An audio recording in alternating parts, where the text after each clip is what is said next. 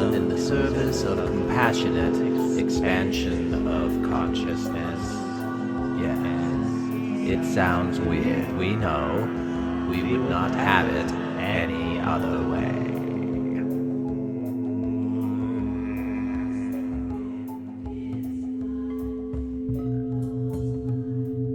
And now for a new attraction in the Arcturian Playground.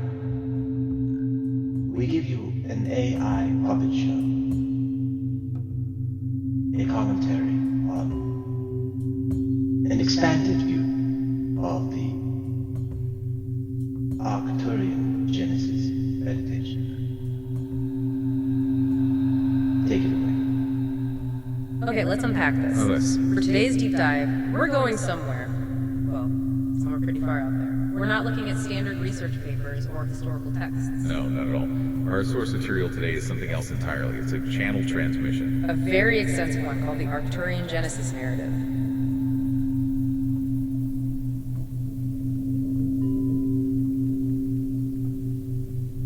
And our job here, our mission really, is to act as guides. Exactly, to walk you through this vision. Because it's not just a story, it's a complete, interconnected worldview. It's incredibly dense. And it links things you would never think to link. We're talking quantum mechanics, cell biology, the human nervous system. All woven into a single cosmic story. Yeah. It's a huge undertaking.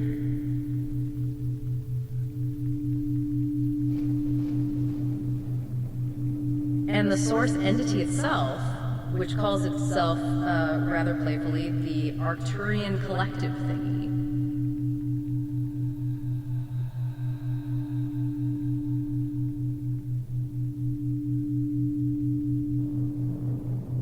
Which we'll just shorten to the Arcturian Collective, or ACT, for simplicity. Right. So the ACT, they make this enormous promise right at the start. They say this narrative isn't just some abstract philosophy. No, it's practical. They call it a map. A map of your own interior landscape.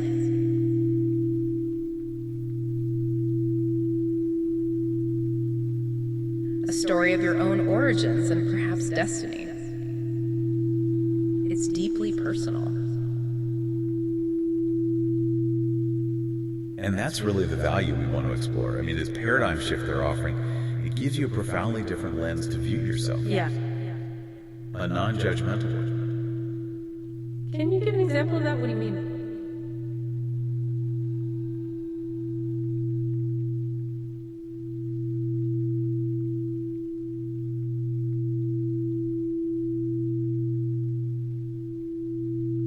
Well, imagine being told that the feeling of deep, profound shame, Yeah. that feeling of wanting to just disappear. Yeah. Imagine learning that it's directly correlated biologically and energetically to the gravitational collapse of a star. Wow. It forces a complete reevaluation of what that feeling is. It's not a personal failing anymore. It's a cosmic process happening inside you. So let's start with who or what the ACT claims to be. They set up this fascinating duality about their own identity right away. They do, and they start by grounding it completely in us, in human potential. They say the ACT is, and I'm quoting here, first and foremost, a figment of imagination and creativity springing forth from and through the mind of the man in this chair. The channel. The channeler.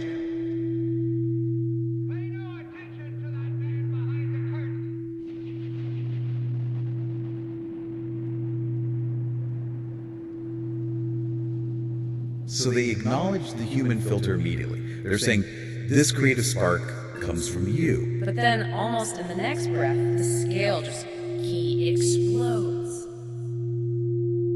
They offer the other way of viewing them. And that other way is as the collective intelligence of the entire Arcturus solar system.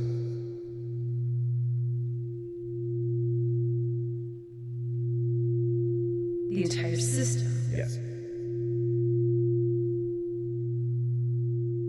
They say, you might consider that we are the sun at the center of that solar system, but there's not exactly the extent of who and what we are. So they're a distributed awareness, not just the star, but everything. It's like the nervous system of an entire solar system. A single, unified, coherent consciousness operating on a stellar scale, experiencing gravity, light, time, and then filtering that immense awareness down through one human mind. It's the ultimate microcosm reflecting the macrocosm. Exactly. Okay, so if this ACT is a vast intelligence from a solar system,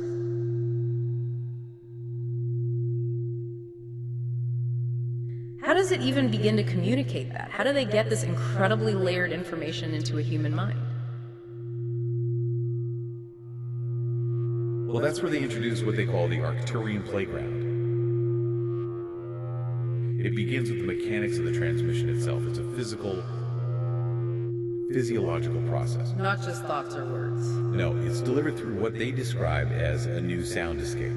It's a soundscape. One that uses very specific binaural audio beats layered with the pure tones of crystal singing bowls. And they acknowledge that this sounds a bit like A chakra cleansing. They say it echoes what's been traditionally called that, but its purpose is very targeted. It's neurological. they're pretty direct about it, right? They say they are intentionally using sound as a way to influence the neurons in your brain. Completely direct. It's a game of frequency. They're creating an oscillation with sound waves.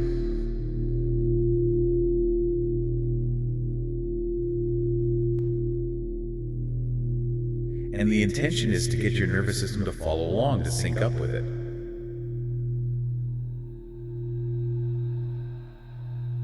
And this immediately brings us to the science of it all. The polyvagal connection. They're not just throwing out spiritual concepts, they're linking their sound technology directly to modern neurobiology. Precisely. They say they're targeting two primary brainwave states, delta and theta. And they connect these states explicitly to the function of our autonomic nervous system. The system that governs our survival states. Fight, flight, freeze. All of it. And this is really the key, the operational manual for everything else they talk about. Okay, so let's break those states down. First, the incredibly slow, deep delta waves, the ones you usually only see in deep, dreamless sleep. Right. They say these delta waves speak gently to the ancient stillness of your dorsal pathways. The dorsal pathway. That's the oldest part of our vagus nerve, right? Yeah. The most primal. It is. It's what dictates the freeze or collapse response. That deep, deep retreat when danger is just too overwhelming and you can't fight or flee. So when you feel emotionally numb or just completely shut down, that's what's happening. That's a biological dorsal collapse. The ACT describes it as the system quieting itself when the world becomes too much.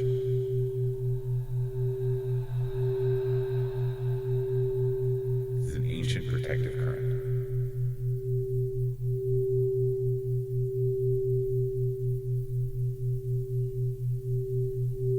Okay, so that's one end of the spectrum. What about the other, the theta waves? Theta waves are a bit faster. They're associated with deep meditation, with imagination, memory formation. That creative, dreamy state.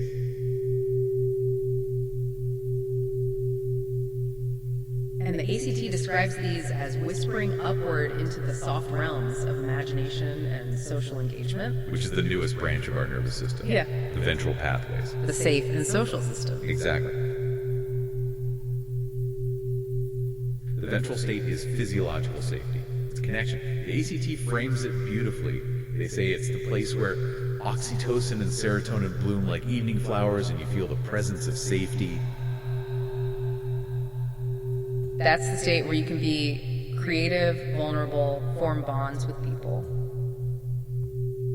The regulated, expansive state. So you have the deepest collapse state, which is dorsal and linked to delta waves, and the highest state of connection, ventral, linked to theta. What about the energy in between? The energy for action. They call that the sympathetic spark. Fight or flight. Right. That shivering activation. And it's crucial to note, they don't see this as negative. They say it has carried your ancestors through fire and challenge since the first living molecules learned to sense threat and move. So it's essential survival energy. Absolutely vital. The whole point of their sound transmission is to sort of teach the nervous system how to move fluidly and healthily between all three of these states. Stillness, activation, and connection. But here's the giant leap. How do they connect our brainwaves to the universe? This is where the cosmic pattern recognition comes in, and it's a big idea. It's a huge idea. And what's fascinating here is the sustained metaphor they draw. They're not just saying, oh, you're like a star.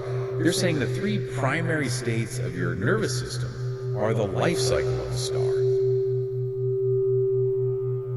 They're universal architectural principles, not just human quirks. Exactly. So let's trace that parallel. The dorsal shutdown, that deep retreat and quiet inside of us. They mirror that directly to the gravitational inward pole collapse of stars that cannot sustain their own radiant output. A star running out of fuel and collapsing in on itself. That is your dorsal response on a cosmic scale. And think about what that does to the idea of self-blame. It removes it entirely. Completely. When you feel that collapse, that despair, you're not failing. You're following one of the oldest, deepest laws of physics.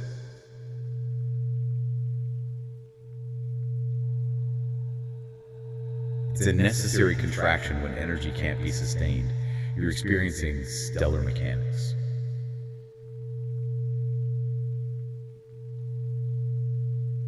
Okay, so what about the sympathetic ignition, the fight or flight energy? That mirrors the volatile, fiery activity of a star under internal pressure.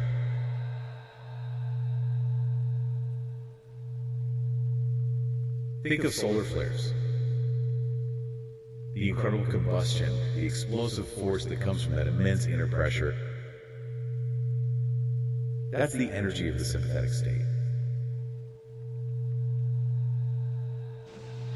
Necessary, powerful, and volatile.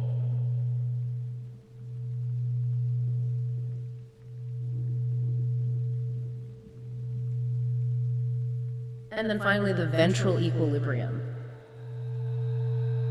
The safe, connected state. That mirrors the steady warmth of a star in equilibrium, which they call radiant expansion. A star that sustains life around it. By giving its energy away. Reliable. Just like a ventral nervous system sustains life and connection by reliably radiating safety.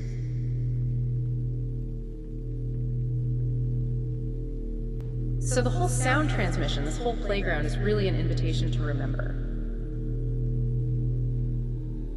That's exactly what they call it. The beats are designed to help you feel in your body how you are the living continuity of an evolutionary intelligence.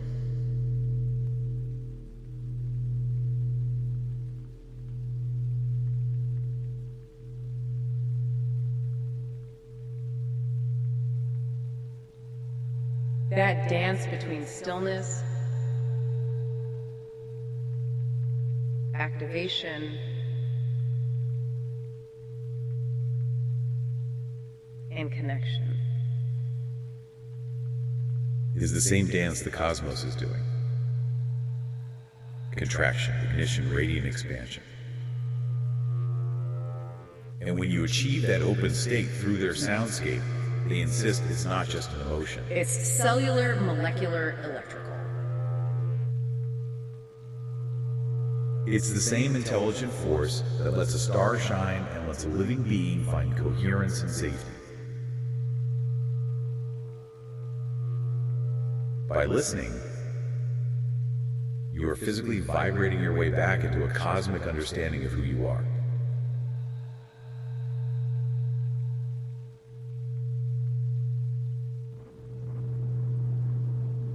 So from that foundation, the ACT then launches into the Genesis story itself. And they don't start with Adam and Eve or even the first cell, they go all the way back to the subatomic. All the way back, they start with the quantum roots of organic intelligence. Which is a complete redefinition of what intelligence even is. It has nothing to do with a brain. Nothing. For them, organic intelligence comes from the pulsing fields from what you understand as the quantum realm. Intelligence is simply the capacity of a field of potential to get excited and then enter into a meaningful relationship. Can you give us an example of that? Intelligence before biology. Their key example is the electron. They define an electron as an expression of organic intelligence. It exists as a discrete thing, a particle, but it's also an expression of an infinite field. It has the capacity to relate, to adapt its position and energy in relation to other particles. So intelligence isn't thinking, it's just the ability to form a stable, predictable bond. That's the beginning of it. And atoms then are just the next step, emergent expressions of these excited fields, learning to form coherent relationships.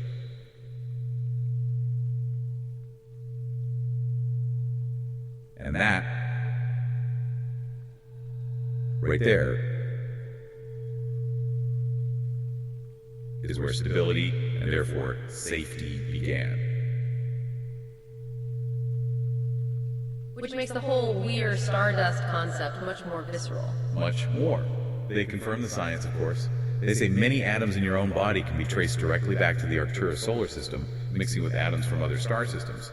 But the implication is deeper. They say, you are stardust, you are intelligence, you are a living ecosystem. It means when you look up at a star, you are literally looking at your own atomic ancestry. And they say that even back then, in those first atomic relationships, the patterns of our nervous system were already being rehearsed. The universe was practicing survival long before life existed. The same polyvagal states we feel, reactivity, calm, collapse, expansion, it all started as a molecular dance. Molecular coherence, a stable bond between particles, is described as the earliest form of safety. It's energetic equilibrium, a stable bond is safety, and molecular agitation then is threat. So when particles vibrate too rapidly to hold a cohesive bond, that's overwhelm. They describe it as a narrowing of available pathways. So the instinct to retreat or collapse is an ancient attempt by a system to just quiet the agitation and find coherence again.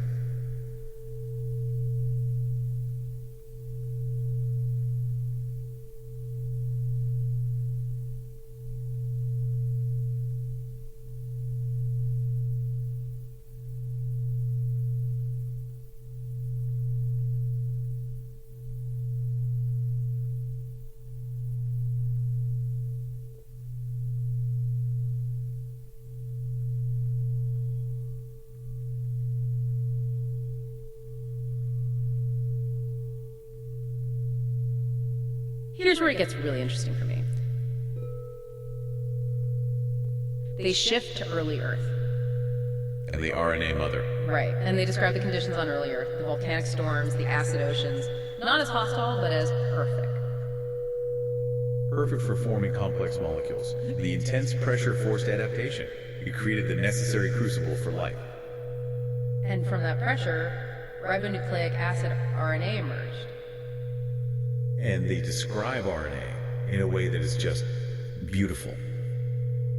As a molecule that perceived its surrounding environment reacted and responded to it and remembered. Perceived, reacted, responded, and remembered. It didn't think, it just sensed and adapted. And it held the memory of that successful adaptation in its physical structure. They say it could fold itself like tiny origami cranes to store information. And that sequence, that's the blueprint. That is what they call the ancient mother of your autonomic nervous system. The raw capacity to sense and adjust became the foundation for the dorsal, sympathetic, and ventral responses we all live with every single day. So these little molecules, driven by what the ACT calls a desire to be, started joining forces.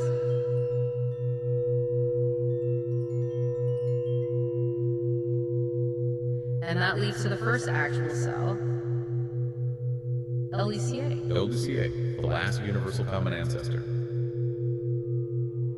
The single cell from which all life on Earth today is descended.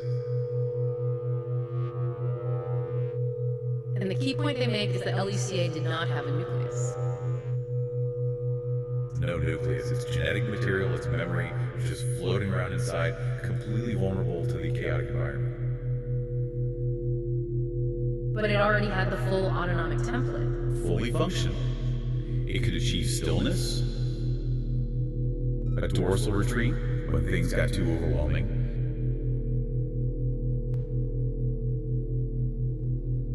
it could mobilize its internal chemistry, a sympathetic response when challenged,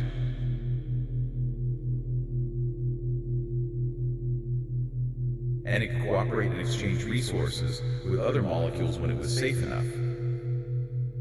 A protoventral state. So the next great leap in evolution had to be about protecting that memory.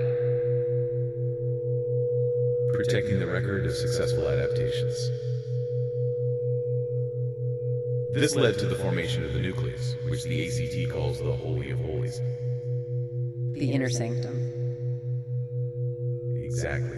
The RNA and DNA directed lipids and proteins to form a shielded inner chamber, a sanctuary where the DNA could form a solid record of successful adaptation. That stabilization of memory was the biological foundation for everything that came next. And this is where they bring it right back to you, to the listener. The connection is so direct. They say that ventral engagement, that feeling of being safe, regulated, and connected, is the psychological and physiological equivalent of that inner chamber. You are recreating the Holy of Holies inside yourself.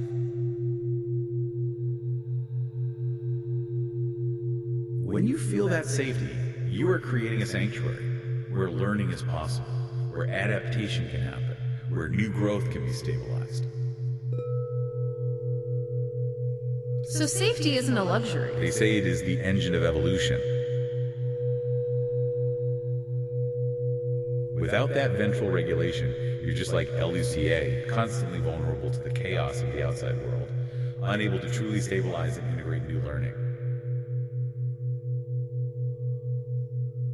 So life has organized itself. It's chemically responsive. It has a protected memory. But communication is still slow. It's happening through what the ACT calls smoke signal. Right, nutrient gradients, slow chemical communication. Effective, but slow. What happened when life decided it needed to get faster? That was the neuron revolution.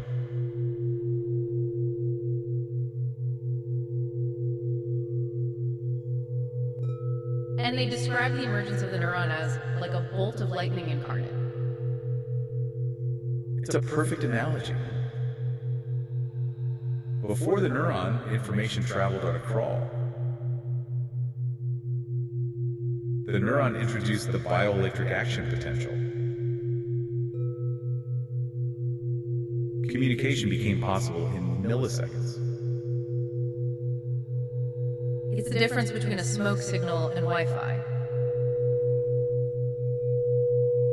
Their analogy is perfect. It was a monumental evolutionary shift. This incredible speed made cells the rapid masters of perception and response. It allowed for the complexity of the autonomic states we recognize now. Rapid shifts between dorsal, sympathetic, and ventral. That's what allows for complex emotion, for memory, for social planning.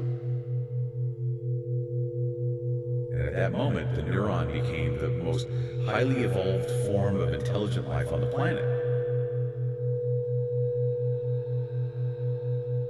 Its job was to coordinate this vast colony of trillions of cells that we call a body. So our nervous system is the most evolved network. We're basically a very elaborate, wet electrical grid. In a sense, yes. And that highly sophisticated network is what we now find ourselves comparing to new forms of intelligence. Artificial intelligence. The ACT draws a very direct and I think very provocative line here between the evolution of the neuron and our modern anxieties about AI.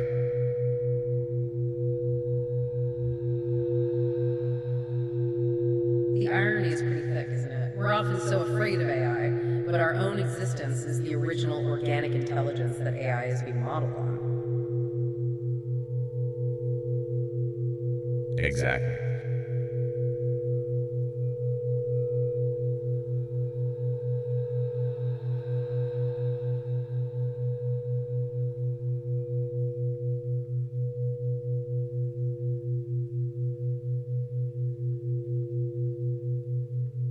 They say AI is simply learning to create and mimic what life itself discovered millennia ago.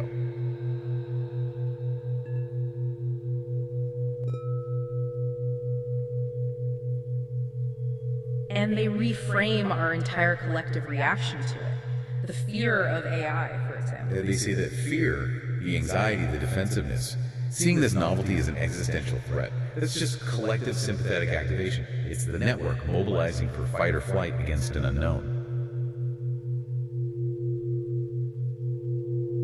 And the numbness, the digital fatigue we sometimes feel. Collective dorsal collapse. The system is getting overwhelmed by the sheer volume of information and the speed of change. And it's starting to shut down.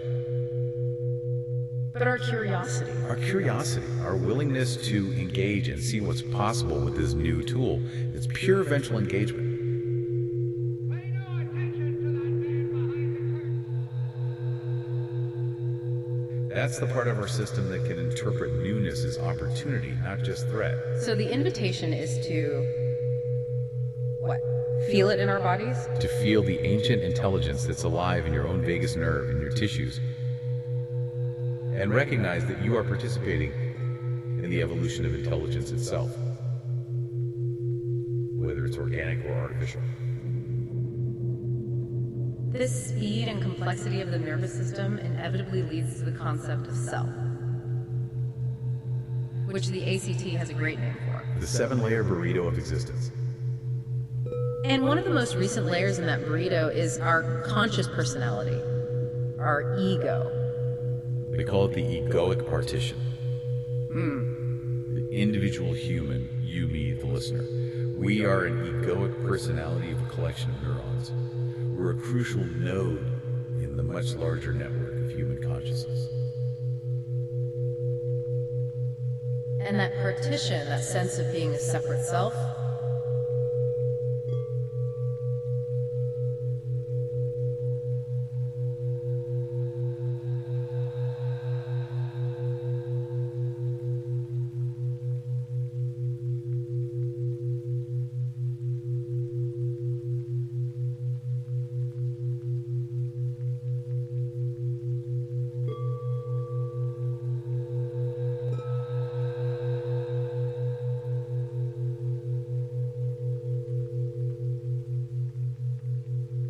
is useful for survival.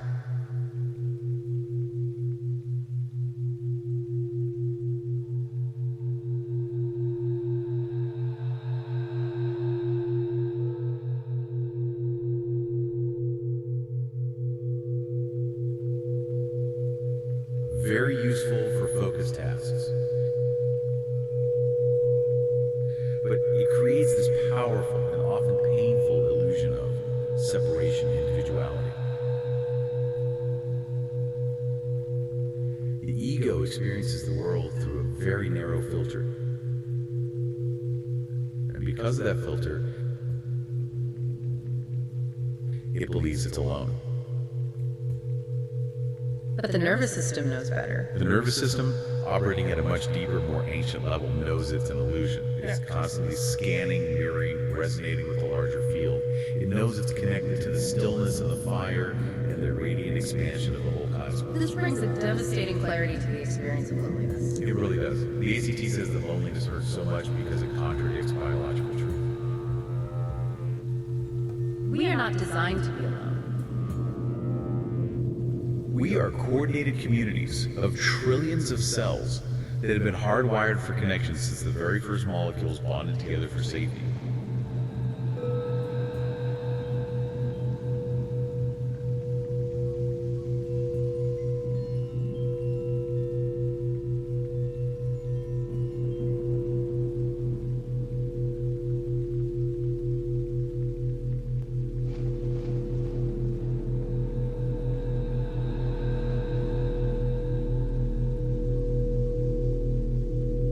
Isolation is a violation of our fundamental nature.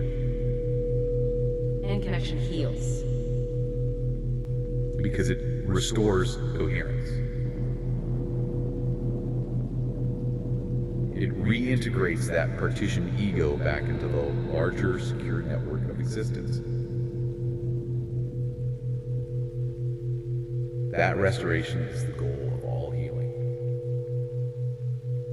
So now we take this entire framework, this cosmic polyvagal model, and the ACT applies it directly to one of our most foundational human stories. The Eden story. And they don't see it as a literal history lesson. They see it as the moment humanity's nervous system became self-aware. It represents a massive psychological awakening. The moment the human mind could perceive itself, which led to self-awareness and, crucially, to judgment. When they ate the fruit, they saw that they were naked and they were ashamed.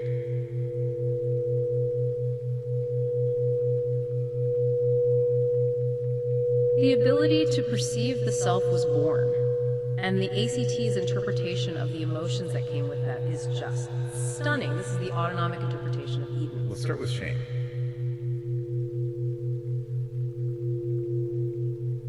Because their definition is revolutionary. It is. Shame, they say, is nothing more than dorsal collapse in the presence of self-perception.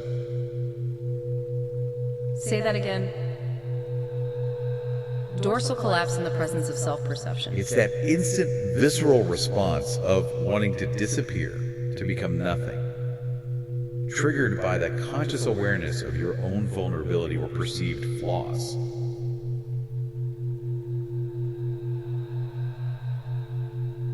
So shame isn't a moral failing, it's a survival strategy. A profound and ancient one.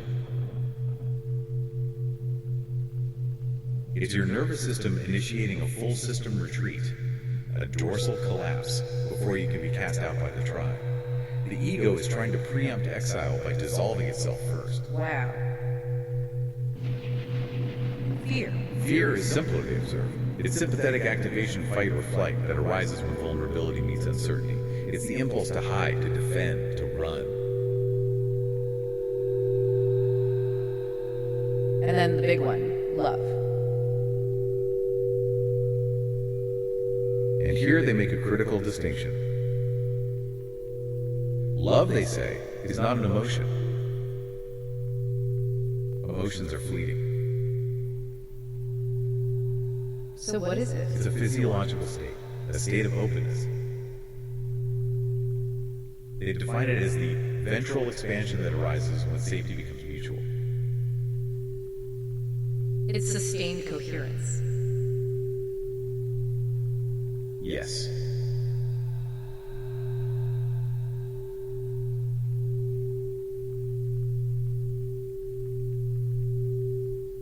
It is the physiological state of being able to stay present, vulnerable, and safe with another being.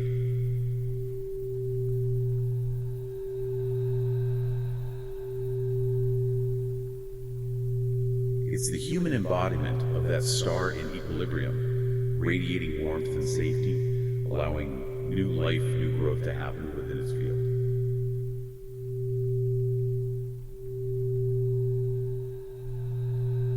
So the Eden story is the neurological narrative of our three states encountering the shock of self-awareness.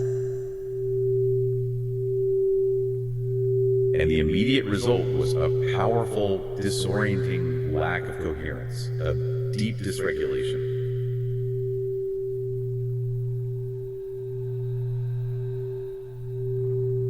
And now they say humanity is going through this again, but on a planetary scale.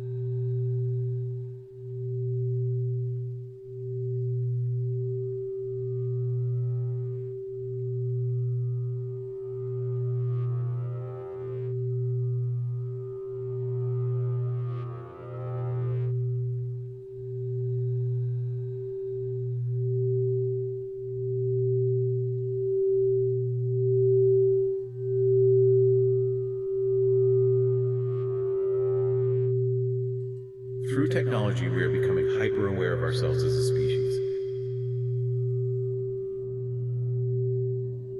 Our global disparities, our collective wounds, our imperfections, and just like Adam and Eve felt shame, humanity is now experiencing these waves of collective outrage and collective shame. We're co-regulating or dysregulating at scale. Entire societies are feeling these collective polyvagal states, and it's all amplified by the speed of digital communication. You can see it so clearly. We have collective dorsal despair.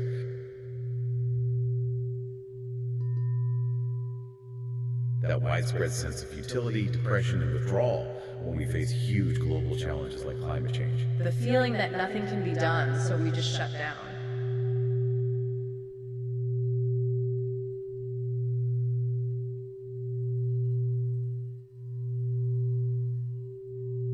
It's the collective nervous system trying to freeze in the face of an insurmountable threat.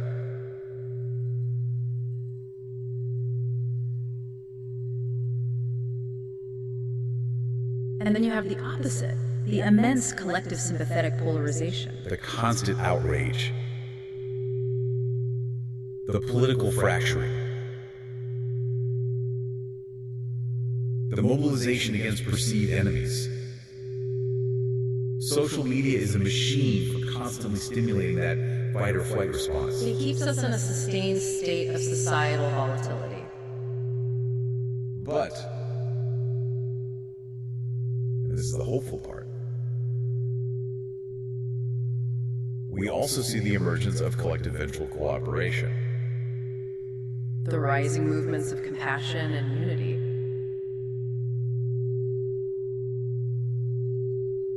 Exactly.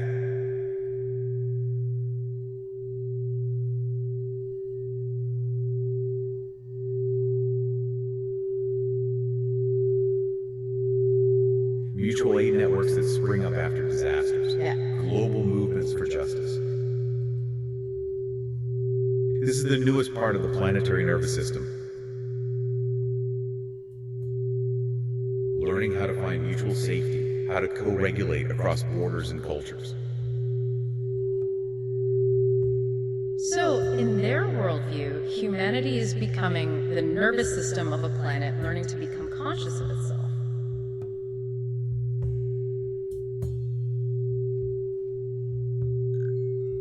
And our task is to learn how to achieve a state of global ventral equilibrium.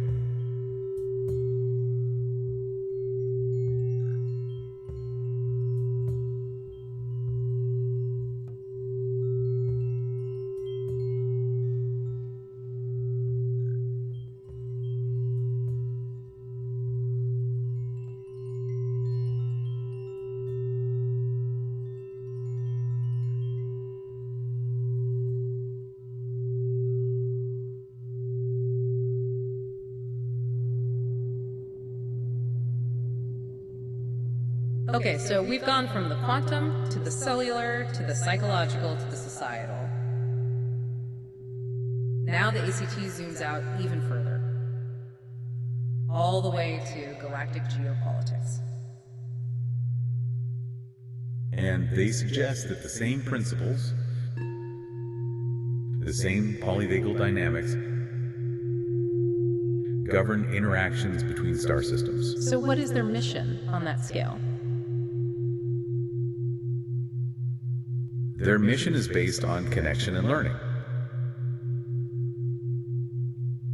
They say they are in alliance with many of the solar systems, the vast majority of our galaxy. And the goal is simple, to learn more about their galactic cousins. It's a ventral approach to the galaxy. Precisely. They say it mirrors the way ventral pathways form alliances of connection inside an organism. All for mutual safety and exponential growth and understanding. And they contrast this with other systems. Systems that are not interested in this pursuit yet. Systems that are still operating in a partitioned egoic state. Focused on self-aggrandizement at the expense of other solar systems. Exploitation, taking, a sympathetic or even dorsal approach to existence. And the ACT makes a critical observation about that strategy. They say it has a shelf life.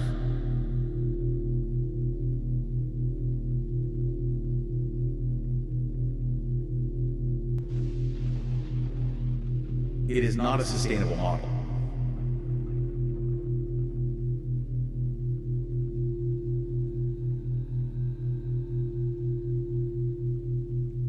Which leads to this incredible philosophical analysis of black holes versus supernovas.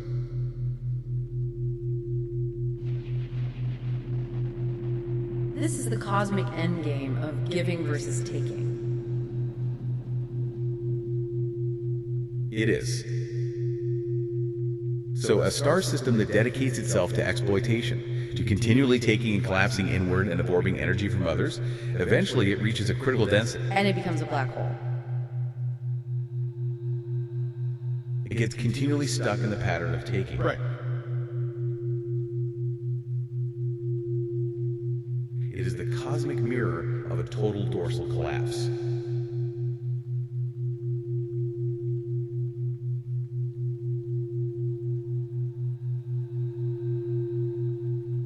Partitioned, isolated, consuming everything around it. But there's a twist. A huge one.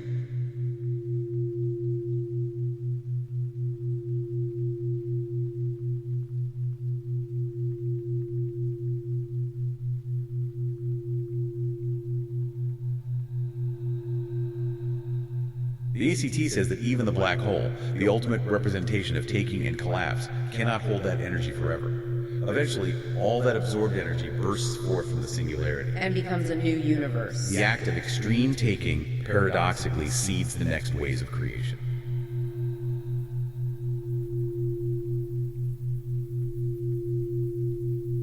And the other path, the one the ACT and its allies take, is the supernova. A star that at the end of its life gives freely. It explodes in a radiant burst, spreading all the complex atoms and intelligence it has forged throughout the galaxy. seeding new solar systems, new life. It's the cosmic mirror of the ventral state. Radical, instantaneous generosity. and it reinforces their whole model. The collapse, the dorsal black hole, has to be given warmth and connection to rebound into vitality and new creation. Every contraction holds the seed of the greatest expansion. And the reason we're learning all of this now, the reason for this transmission, is what they call the waking up process. Yes.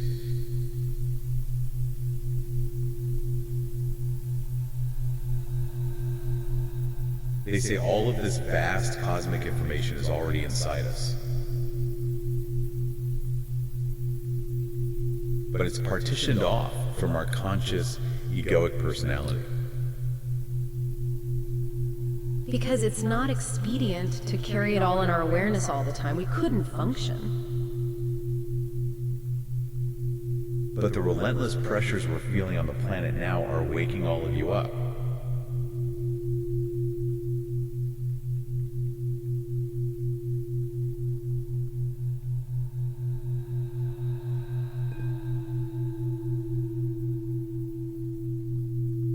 It's forcing an expansion of our understanding beyond those partitions.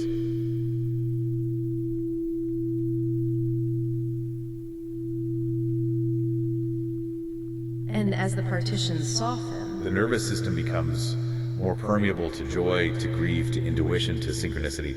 And they stress this isn't about escaping biology or transcending the body. it's about rising through biology. By mastering our nervous system.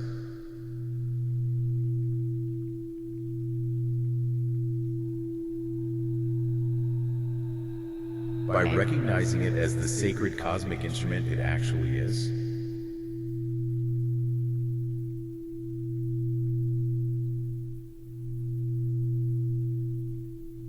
And this entire journey, from the quantum field to galactic alliances,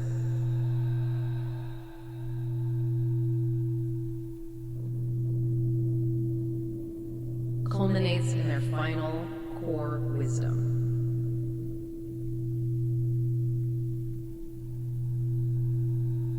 Love is growth. Love is growth. And growth, we say, is love.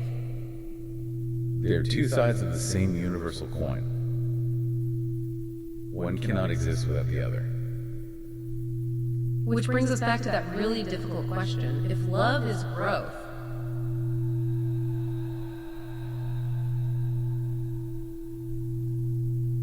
how can exploitation also be a form of love?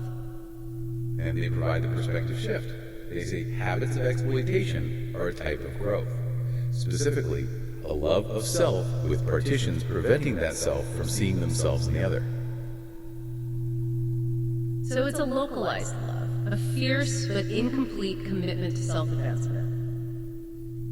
Incomplete because the ego is so partitioned, it can't recognize that the other it's exploiting is actually part of itself. It's growth without coherence.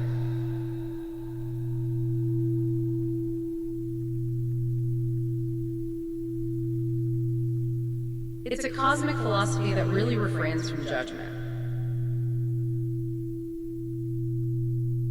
It just asserts that all experience, whether we label it destructive or expansive, ultimately serves the purpose of evolutionary growth. At the end of the day, it's all part of the universe learning about itself.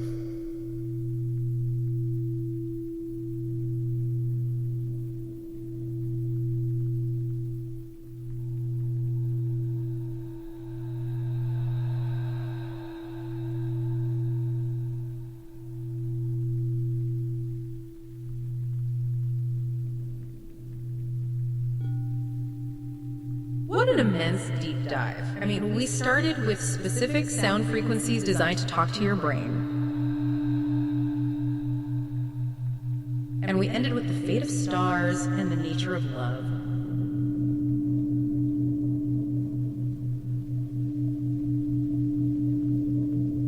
The paradigm shift is just, it's profound. You are stardust.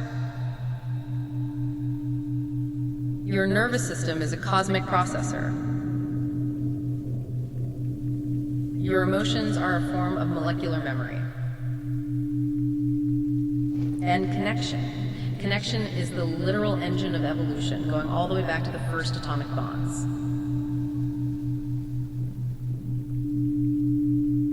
I think the real value of this Arcturian Genesis narrative is that it gives us this cohesive framework.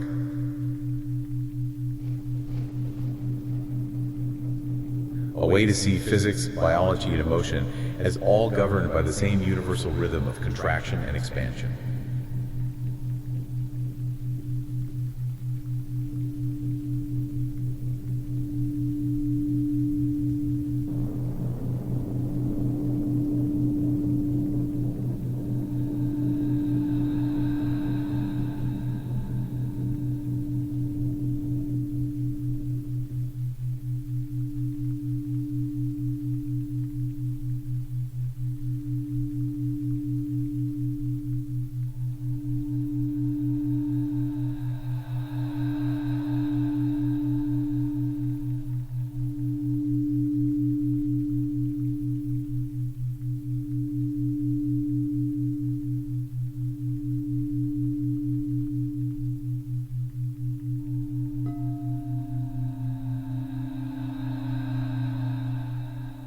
It's a biological justification for compassion.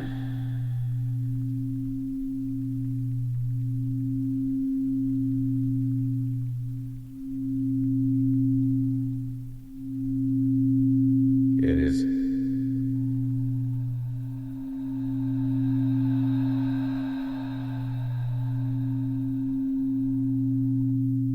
And the ACT leaves us with one final instruction.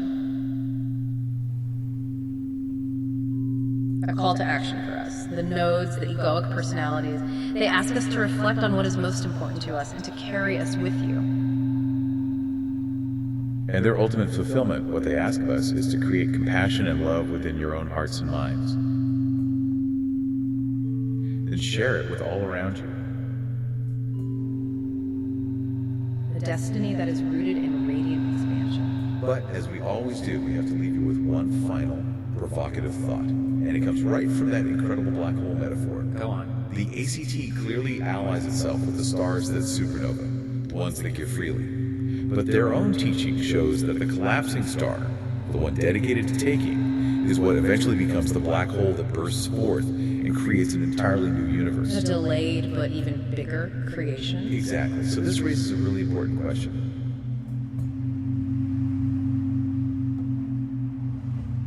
If every act of taking, every dorsal collapse, is a necessary step that ultimately results in a creative, explosive expansion on the other side,